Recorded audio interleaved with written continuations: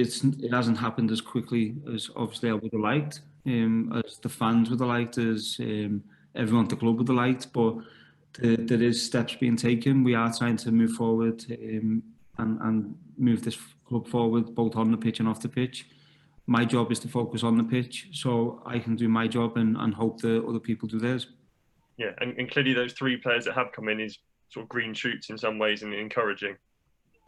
Yeah, no, listen, it's nice to obviously get players in and to sign players.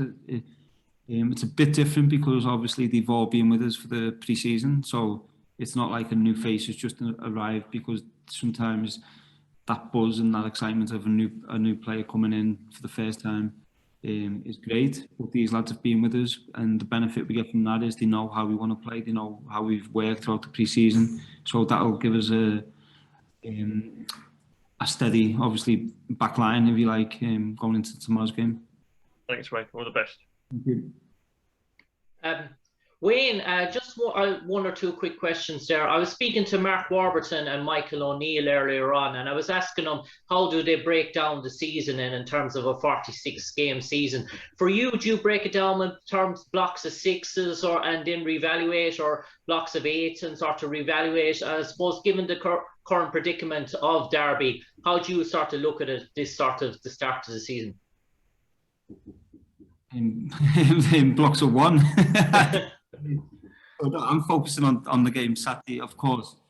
Listen, I think for the next 2-3 weeks, we have to focus on each game as it comes, in terms of there's still a transfer window, which we're in the middle of. There's still things can change. So until I know this is my squad, for certainly until January, I don't really want to put any targets on we have to win the next 3 or we have to win 3 out of 5, etc. I'm purely focusing on tomorrow's game. And Wayne, lastly for me, we all know your connections with the Everton and Man United in terms of that loan market. Are you going to try and look towards some of your connections in the Premier League? We all know James Garner from Man United is a highly prospected, touted player who's available on loan at the moment. Maybe Liam Delap is another one that's around. Are you going to Derby County can offer these players first team sort of football straight from the off. So is that something that you're going to try and do, really sort of push hard in terms of this loan market? Have you been looking at my black book in my office? Hopefully, Wayne, hopefully. Listen, of course we've been doing our homework. Liam Delap is a player I really like. He's obviously got connections to Derby Football Club. He's come to the academy here.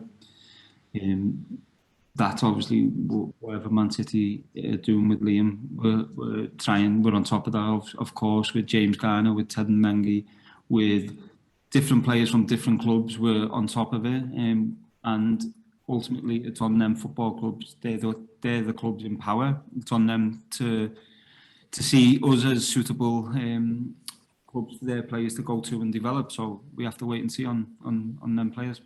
Cheers, Wayne. Best of luck. Thank you. Any more written, guys? Yeah, if I could, please. Hi, Wayne. When goalkeepers aren't like other positions, you can't sort of play them out of position anywhere else. And David being an international goalkeeper, how does he see that situation? Are you kind of resigned that you might have to lose him? Yeah, I think, listen, the situation is, I'm looking to the future of this football club. Obviously, Keller Roos and Ryan Alsop are younger lads. David Marshall is a fantastic goalkeeper. But ultimately, you have to make a decision. And my decision is to go with the 2 younger lads who I feel there's still potential there. I fully respect David Marshall as a person, as a goalkeeper, but these decisions, tough decisions you have to make. I've explained my decisions to Marshy, and he's got a decision to make. That's down to him. Whatever decision he makes, I respect it.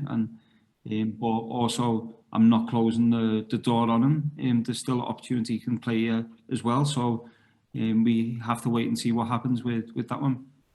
Can you tell me what his reaction's been to that so far, Wayne? Yeah, of course, disappointing. He's disappointed, of course. And listen, that's a manager's job. And listen, I could sit here and say and cover things up, which I'm being open and honest and I'm telling the truth. I think once people see the team tomorrow and they see Kelleroo starting the game and Ryan Allsop in goal, of course there's going to be questions. I've been open with Marshy. So that's a situation which is not great as a manager, not something you want to have to deal with and do, but ultimately I have to do that. That's my job. So that's where we're at. Last one from me. You've got me worried about you being on that couch in your office.